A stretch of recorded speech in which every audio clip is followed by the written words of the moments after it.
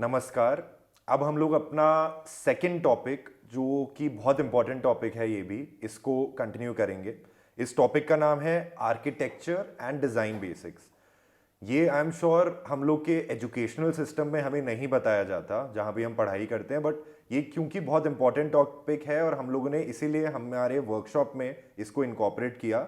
और एक practical questions इस पे जो एक दिमाग में आते हैं सबके, वो हमने कोशिश करी कि आपको उनके सल्यूशंस जवाब मिल जाएं। तो मैं अपने पहले सवाल से शुरुआत करूंगा। सर, तो पहला सवाल हम लोग का इसमें ये है, how to setup your clinic layout. जो सबसे बेसिक सवाल है, अपने लेआउट को आप कैसे डिज़ाइन करें, कैसे सेटअप करें। बिल्कुल आपने सच कहा कि ये हमारे करिकुलम में कहीं पर भी बताया नहीं जाता कि बेसिकली आर्किटेक्ट का क्या रोल है, हमें कैसे क्लिनिक डिज़ाइन करनी है। जब भी आयुर्वेद का छात्र या बाहर निकलता है तो उसे पता ही नहीं होता कि हमें क्लिनिक डिज़ाइन कैसे करनी है।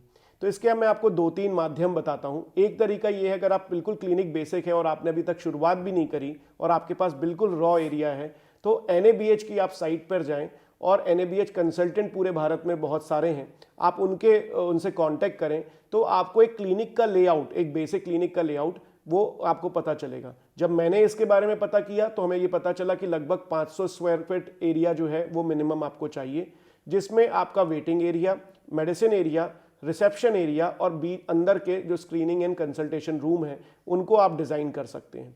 इसमें सबसे अच्छी बात यह है कि अगर आपने NABH प्रोटोकॉल्स को फॉलो किया तो अगर आप उत्तर आगे भी बढ़ेंगे तो आपको कंस्ट्रक्शन वाइज बहुत सारे चेंजेस नहीं करने पड़ेंगे। आप अगर बिल्कुल रूरल एरिया में हैं तो आपके गांव की जो स्पेशलिटी है उसी तरीके का आप इंटीरियर वहां पर शुरू कर सकते हैं। जैसे मैं देखता हूं कि उत्तर भारत में बहुत ज़्यादा लोग गोबर का लीपन जो है उसको इस्तेमाल करके और बहुत अच्छे से उसको डिज़ाइन करते हैं। उसका फ़ायदा ये भी रहता है कि वो गर्मियों में एक सूदिंग ठंड क्रिएट करता है और ठंड में वो आपको एक गर्म का एहसास दिलाता है और एक बहुत अच्छा नेचुरल एनवायरनमेंट भी आई एम श्योर उससे क्रिएट हो जाता है। जी हाँ, एक तो उससे शुद्धिकरण भी रहता है, दूसरा आजकल आर्टिफिशियल ग्रासेस जो हैं वो इसका एक बेस बनाती हैं। उसमें थोड़ा सा एक काम लगता है उसे क्लीनिंग का, लेकिन ये बहुत अच्छा एनवायरनमेंट क्रिएट करता है। 3 तरीके से हम देखें, एक होता है ट्रेडिशनल वे, जो कि पूरा एक आप उसे रूरल एरिया या फिर एक गांव का डिज़ाइन आप दे सकते हैं और उसको एक पूरा अर्बन कैरेक्टर में आप उसे ला सकते हैं। दूसरा जो सेगमेंट है वो है पार्शली आपका जो अगर हम केरल जाते हैं तो आप देखेंगे कि पूरा वुडन फर्नीचर रहता है, नीचे उसका वुडन का फ्लोर रहता है, साथ साथ में जो वॉल्स रहती हैं वो वुडन कार्विंग पे रहती हैं और इस तरीके से वो पूरा डिज़ाइन होता है। एक ट्रेडिशनल आयुर्वेदा क्लिनिक की डिज़ाइनिंग केरल में इस तरीके से होती है। पुणे में जब आप जाते हैं तो मिक्स होता है, वहाँ पर हर्ब्स का, बहुत सारे गमलों का इस्तेमाल होता है और साथ साथ में एक ग्रीनरी और कॉम्बिनेशन विद अर्बन सेगमेंट उसको लिया जाता है। जब आप नॉर्थ इंडिया में आते हैं तो कई क्लिनिक बिल्कुल कॉरपोरेट कल्चर में रहती हैं, उनका जो ऑफिस का जैसा सेटअप होता है वैसा ही होता है। वो बेसिकली जब आप देखते हैं तो उसके फ्लोरिंग जो रहती है एक शाइनी फ्लोरिंग रहती है और साथ साथ में एक कॉर्पोरेट में जैसे रिसेप्शन होता है उनकी जो ड्रेसअप होती है वो भी वैसे ही होती है और साथ साथ में अंदर क्लिनिक में भी एक कॉर्पोरेट कल्चर में और एक प्रॉपर जो सूट्स पे और उस तरीके के ही जितने इक्विपमेंट वो भी यूज़ करते हैं या जितने भी इंटीरियर्स के लिए प्रोडक्ट यूज़ करते हैं वैसा ही उसमें डिज़ाइनिंग होती है। तो आर्किटेक्ट का जो सेगमेंट है वो 3 तरीके से आप उसे डिज़ाइन कर सकते हैं, लेकिन मैं आपको हमेशा ये प्रेफर करूँगा कि आप जो है ट्रेडिशनल वे में रखें, होलिस्टिक क्लिनिक का जो है वो लुक आए और ऐसा फील हो कि जैसे ही आप क्लिनिक के अंदर आए हैं तो आप एंशिएंट इंडिया में हैं और उस तरीके से आपका ट्रीटमेंट एक होलिस्टिक रूप से और एक बहुत बेहतर रूप से आपको होने वाला है।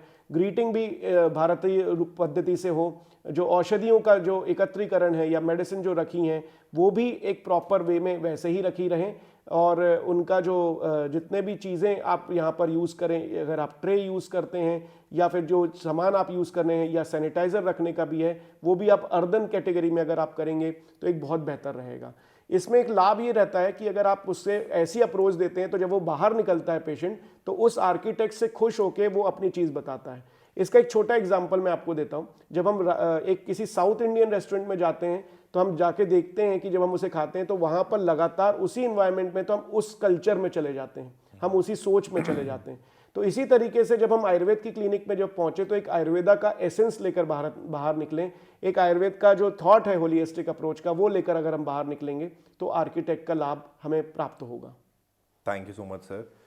तो मेरे समझ से एक तो इसका जवाब हो गया, जैसा आप देश है वैसा भेस, मतलब साउथ का, पुणे का, नॉर्थ इंडिया का, सेंट्रल इंडिया, आपने अलग अलग बताया। बट उसमें भी आप जितना आयुर्वेदा कल्चर और एंशियंट कल्चर इन्वॉल्व कर सकते हो, उससे आपकी एक इम्पैक्ट डबल हो जाएगा पेशेंट के ऊपर, और वो बहुत एक खुश होके बाहर निकलेगा। जी हाँ। Thank you so much.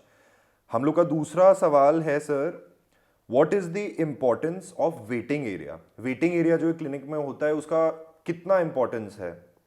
देखिए, वेटिंग एरिया उसी तरीके से है, जब एक व्यक्ति फ्री रहता है तो वो ज़्यादातर, जैसे मैंने कहा ना, आर्किटेक्ट में जब वो जाता है तो इन्वायरमेंट में है, तो उसके जो वेटिंग लॉन्ज में या वेटिंग एरिया में जब वो रहता है तो उसे 2-3 तरीके से हमें इम्पोर्टेंस के रूप में ऐसा लेना चाहिए कि हम जब वो वहाँ पहुँचता है तो आपके ब्रोशर वहाँ पर उपस्थित होने चाहिए, जिसमें आपकी क्लिनिक की पूरी जानकारी हो, वो किस तरीके से और कौन कौन से और माध्यम हैं, जिसके सपोज अगर वो पैर दर्द लेकर आया है और उसे अगर सिर में भी कभी दर्द हुआ है तो उसके लिए भी अगर चिकित्सा उपलब्ध है तो अंदर जाके वो अपनी चिकित्सा के बारे में और डिस्कशन कर सके। दूसरा जो सेगमेंट है वहां पर, जैसे मैंने कहा कि एलईडी डिस्प्ले में आपकी स्पेशलिटी की एक शॉर्ट फिल्म अगर वहां पर उपस्थित होती है तो उससे बहुत लाभ हो जाता है और वो बड़ी आसानी से ये बता पाता है कि मुझे इन चीज़ों को मुझे भी दिखाना था, मुझे पहले याद नहीं आया, लेकिन मैं यहाँ पर आया तो आपके वेटिंग एरिया में बैठे बैठे मुझे ये चीज़ भी क्लिक कर गई। तीसरा जो सेगमेंट है आपका, जो रिसेप्शन है, वो उसे ग्रीट भी करे और वेटिंग एरिया से कनेक्टेड रहे, तो जिसमें उसको लाभ ये होगा कि वो और भी कुछ चीज़ें अगर जानकारी चाहता है तो उसे प्राप्त हो। जैसे मैं आपको बताऊं कि ज़्यादातर लोग जो आयुर्वेद क्लिनिक में आते हैं वो अपनी बीमारी लेकर आते हैं, लेकिन उन्हें ये मालूम नहीं रहता कि वेलनेस के बहुत सारा बड़ा क्षेत्र भी आयुर्वेद कवर करता है। तो इसके माध्यम से अगर वो रिसेप्शन एरिया में या वेटिंग एरिया में जब रहता है, अगर उसे ये जानकारी मिलती है कि ये वेलनेस में भी हमारा काम है, तो जो उसके साथ में जो परिवार के और भी सदस्य हैं जो बीमार नहीं हैं, उनकी हेल्थ को कैसे मेंटेन करना है उसकी जानकारी भी वो क्लिनिक से लेकर जाता है।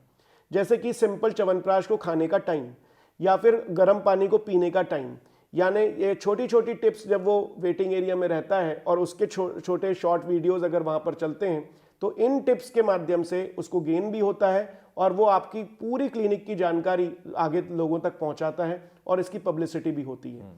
तो ये 3 तरीके से वेटिंग एरिया एक हमारा एक बड़ा मार्केटिंग जोन भी है और साथ साथ में एक लाभ ये भी होता है कि उसे अच्छी ऑथेंटिक आयुर्वेदिक जानकारी आप अपने वेटिंग एरिया में बिना डॉक्टर से मिले, बिना वैद्य से मिले प्रोवाइड कर सकते हैं। और उसको I am sure comfort level भी उसका बढ़ जाएगा जब वो एक अच्छे वेटिंग एरिया में बैठेगा, बाकी पेशेंट से भी बात करेगा अपनी समस्या के बारे में, अगर उसको इंटरैक्ट करने का मन हुआ तो। जी हाँ, कहीं जगह मैं आपको एग्जांपल दूं, हम कई बार केरल की एक क्लिनिक में गए तो वहां पर हम वेटिंग एरिया में थे, एक सूदिंग म्यूजिक चल रहा था, एक एनवायरनमेंट था, तो जिसके कारण मैं वहां पर जब हम वेटिंग एरिया में थे तभी हम अपने आप को रिलैक्स महसूस कर रहे थे। बिल्कुल। तो you can use the soft music in that.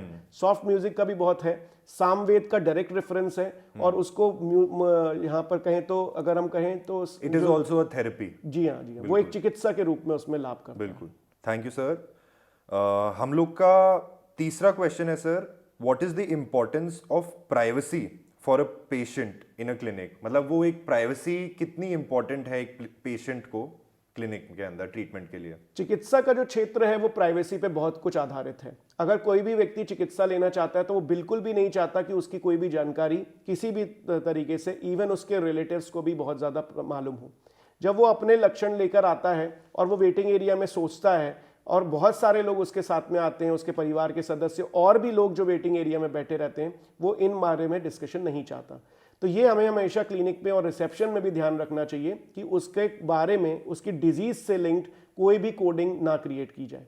दूसरा, जो अंदर जाता है स्क्रीनिंग में, तो हमें हमेशा कोशिश ये करना चाहिए कि पेशेंट जो है वो अकेला ही अंदर जाए, उसके मन में और भी कोई सवाल है या डाइट में वो कुछ करता है या इन पर्सन, यानी कि बिल्कुल एब्सोल्यूट सीक्रेट्स जो हैं वो वहाँ पर शेयर करे। और ये हमें मेक श्योर करना चाहिए कि वो जो डॉक्टर है वो भी और किसी से डिस्कस नहीं करना चाहिए, आगे जाके उसके रिलेटिव से भी, इवन जब तक पेशेंट ना कहे। अंदर जब वो कंसल्टेंट रूम में जाता है तो बहुत सारी ऐसी बातें होती हैं जो एडिक्शंस होते हैं, उनके बारे में पेशेंट रिवील नहीं करना चाहता, तो आखिरी 3rd फोल्ड में वो इसे बता देता है। तो इससे बहुत ज़्यादा लाभ ये होता है कि अगर हम पूरा 3 फोल्ड रखते हैं और अपनी क्लिनिक में ऐसा इन्वायरमेंट क्रिएट करते हैं कि उनकी कोडिंग और डिजीज़ वाइज कोडिंग ना हो, तो ये बहुत लाभकारी चीज़ है।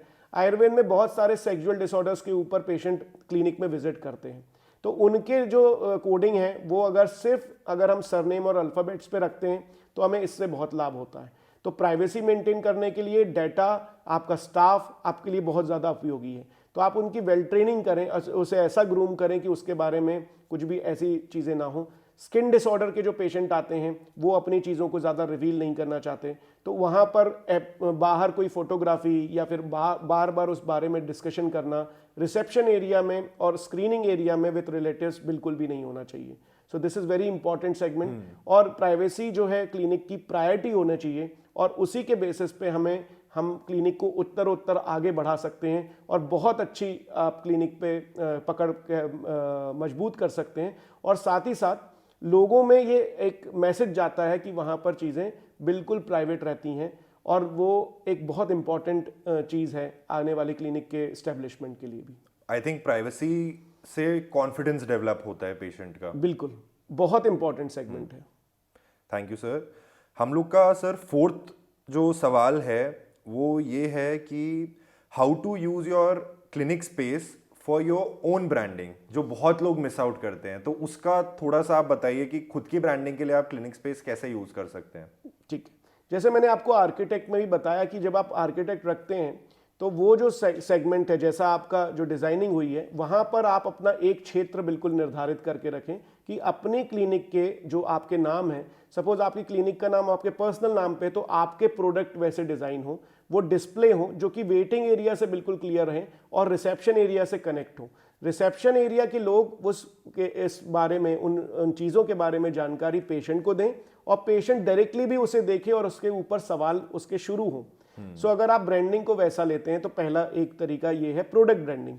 दूसरा ब्रांडिंग है जो अब बोर्ड आपका रहता है, उसमें एक आपका प्रॉपर अगर आपका डिस्प्ले है और आपका लोगो बहुत अच्छा सा डिफाइंड है, तो वो एक ब्रांडिंग का दूसरा तरीका है।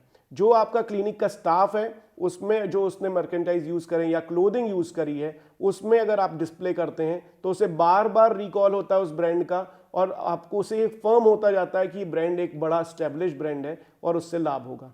जैसे मैं एग्जांपल दूं, जब हमने क्लिनिक स्टार्ट करी तो हम अपने जो स्टाफ थे उनको हमने टी शर्ट प्रोवाइड करी और ऐसे हुडीज़ प्रोवाइड करे, जो बाहर भी जाते थे या कैंप्स में जाते थे तो वो पैसे पहन के जाते थे। तो इन द सेम वे जो डॉक्टर्स हैं उनके एप्रन में भी वो ब्रांड आया और उनकी डेजिग्नेशन भी आई, तो लोगों को पता चला कि इसमें इतने इतने डॉक्टर्स इतने इतने स्तर पे काम कर रहे हैं। छोटी क्लिनिक में भी आप इसे अच्छे से यूज़ कर सकते हैं। साथ साथ में जो पेन यूज़ होते हैं, जो मग वहाँ यूज़ होते हैं, जो आपका पेन सेट है और आपके जो प्रोडक्ट हैं, उन सब में आपकी ब्रांडिंग अगर मल्टीपल टाइम आती है तो आप वहाँ उसका इस्तेमाल कर सकते हैं। कई बार हम गिफ्ट्स जो देते हैं पेशेंट को उनके स्पेशल डे में, उनमें आपका ब्रांड यूज़ हो सकता है। की चेन्स पहले भी यूज़ होते थे, उनमें यूज़ हो सकता है। सो ये सेल्फ ब्रांडिंग के लिए है। और आई एम श्योर जो आपने जैसा पहले बताया था कि वेटिंग एरिया में एक हम लोग अगर एलईडी लगा दें, उनके एक जो आर्किटेक्चर डिज़ाइन हो रहा है, तो आप सेल्फ ब्रांडिंग उसमें आपके प्रीवियस पेशेंट्स का जो प्रोग्रेस रहा वो सब दिखाओ, तो आई एम श्योर उससे बहुत अच्छा इम्पैक्ट पड़ेगा जी हाँ, खुद की ब्रांडिंग करने में क्लिनिक में। एब्सोल्युटली। सर हम लोग का पांचवा सवाल है how to take advantage of marketing in clinic through companies. मतलब जो इतनी सारी आयुर्वेदिक कंपनीज हैं, तो उनका कैसे आप एडवांटेज लो खुद के क्लिनिक में एक ब्रांडिंग कराने के लिए। सभी वैद्य जो होते हैं वो सबसे ज़्यादा ये कॉन्सेंट्रेट करते हैं कि हम अलग अलग कंपनियों के प्रोडक्ट यूज़ करें। अब जिसे वो यूज़ करते हैं और जिस पे उन्हें कॉन्फिडेंस आता है, उनका डिस्प्ले करना अपने मेडिसिन एरिया में बहुत ज़्यादा ज़रूरी है। उससे दो लाभ होते हैं। उन कंपनी के जो मेडिकल रिप्रेजेंटेटिव होते हैं वो भी आपके एक पीआर बन जाते हैं और उसे लेकर वो बहुत आगे तक जाते हैं कि ये प्रोडक्ट हमने यूज़ किया, ये वैद्य जी ने यूज़ किया था, उनको ये बेनिफिट मिला। आप जब एमआर से मिलते हैं तो उन चीज़ों को भी बताएं कि आपको किस किस सब्जेक्ट में आपको लाभ हुआ। दूसरा जो सेगमेंट है, उनके डिस्प्ले जब होते हैं तो उन्हें अलग अलग तरीके से अलग अलग वैद्य यूज़ करते हैं। जैसे कि वेलनेस के प्रोडक्ट की एक पूरी ब्रांडिंग उन्होंने क्रिएट करी अलग अलग कंपनियों की। या फिर दूसरा एक तरीका होता है कि आप उनकी कंपनियों के प्रोडक्ट के अलग अलग हिस्से बना दें। जैसे कि बड़ी बड़ी कंपनीज हैं, जैसे दीनदयाल है, हिमालय है, एमिल है, इन सब कंपनियों के जो प्रोडक्ट हैं, दूधपापेश्वर है, इनके प्रोडक्ट के एक एक हिस्सा आप दे दें और उन्हें आप डिस्प्ले करें। उनके जितने भी मेडिकल रिप्रेजेंटेटिव होंगे आपकी क्लिनिक को उनका प्रचार बहुत दूर तक करेंगे और साथ ही साथ आपको उन क्लिनिक के उन जो प्रोडक्ट हैं उनके लाभ भी आपको पेशेंट तक पहुंच पाएंगे और उसका भी एक आयुर्वेदा प्रमोशन होगा। सो दोनों तरीके हो सकते हैं, आपके क्लिनिक का भी प्रमोशन होगा, आपका भी प्रमोशन होगा, और साथ साथ में जो आयुर्वेद कंपनियां हैं उनका नॉलेज शेयरिंग भी पेशेंट तक पहुंचेगी। उन्हें ये पता चल पाएगा कि इतनी अच्छी ब्रांड स्टैब्लिश्ड बहुत अच्छी अच्छी कंपनीज हैं जो डे टू डे और साथ साथ में ट्रीटमेंट में आपको लाभ दे सकती हैं। So this is very important, जो बाकी कंपनीज हैं उसका लाभ आप ज़रूर लें और आपको बहुत ज़्यादा लाभ होगा। आई थिंक क्योंकि मेरा बैकग्राउंड कंपनी से है सर, तो मेरे को लगता है ये चीज़ लोग मिस आउट कर देते हैं और प्रैक्टिशनर्स इस चीज़ का मॉनिटरी फ़ायदा भी उठा सकते हैं जो उनके डे टू डे मेरे को लगता है एक्सपेंसेस में हेल्प करेगा। क्योंकि आप इतना अच्छा जब क्लिनिक एस्टैब्लिशमेंट चला रहे हो, आपके एक्सपेंसेस भी होते हैं, तो आप क्यों ना उसका फ़ायदा उठाएं और उसको मतलब मोनेटाइज करने में भी दिमाग लगाएं और एक अच्छे इन्वायरमेंट के साथ। जी हाँ।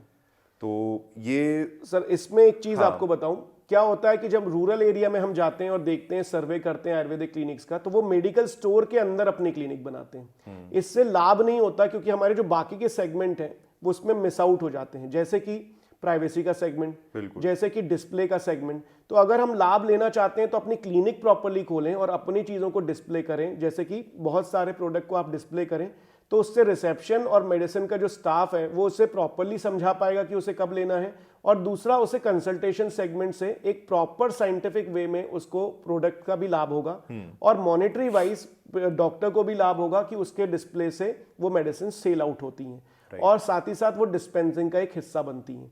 सो इन दिस वे वो बहुत बेहतर होता है। और मैं हमेशा आपको यही रिक्वेस्ट करूंगा कि आप मेडिसिन जो शॉप है उसके अंदर क्लिनिक नहीं स्टैब्लिश करें, मेडिसिन शॉप को क्लिनिक का एक हिस्सा बनाएं, ना कि मेडिसिन शॉप के हिस्से में क्लिनिक करें। सो इसको आप ज़रूर ध्यान रखें। ये गलती आई थिंक हम लोग के साइंस में बहुत लोग, हम लोग के कल्चर में बहुत लोग करते हैं जो मेडिकल शॉप को क्लिनिक समझ लेते हैं जी।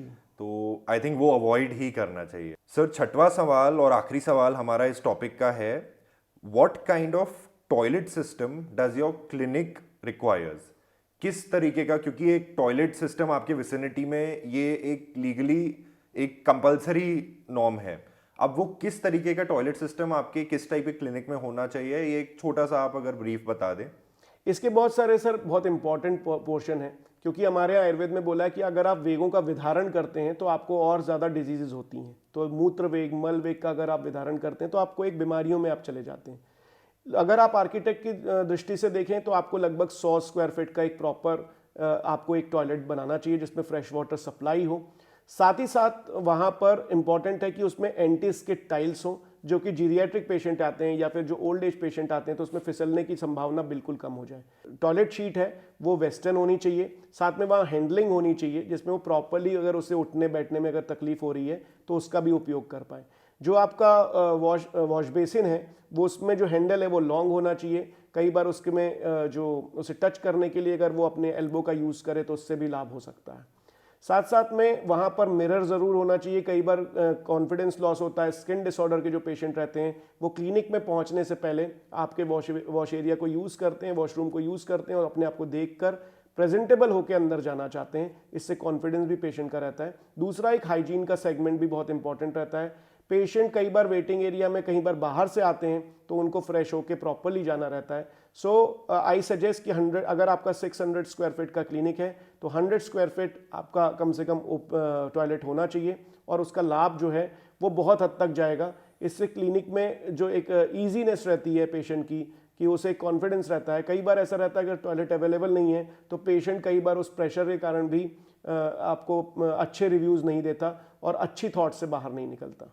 Thank you so much sir. ये हम लोग का टॉपिक जो सेकंड टॉपिक था आर्किटेक्चर एंड डिज़ाइन बेसिक्स, ये यहाँ पे ख़त्म होता है। और जैसा मैंने पहले बोला था, इसके अलावा आपके दिमाग में अगर कोई भी सवाल है तो आप बेझिझक हमसे इस ईमेल आईडी पे कांटेक्ट करके पूछ सकते हैं। हमने कोशिश करी कि हम काफ़ी कुछ कवर करें, बट आई एम श्योर कुछ ना कुछ आपके दिमाग में बचा होगा। So please feel free to contact and thank you very much.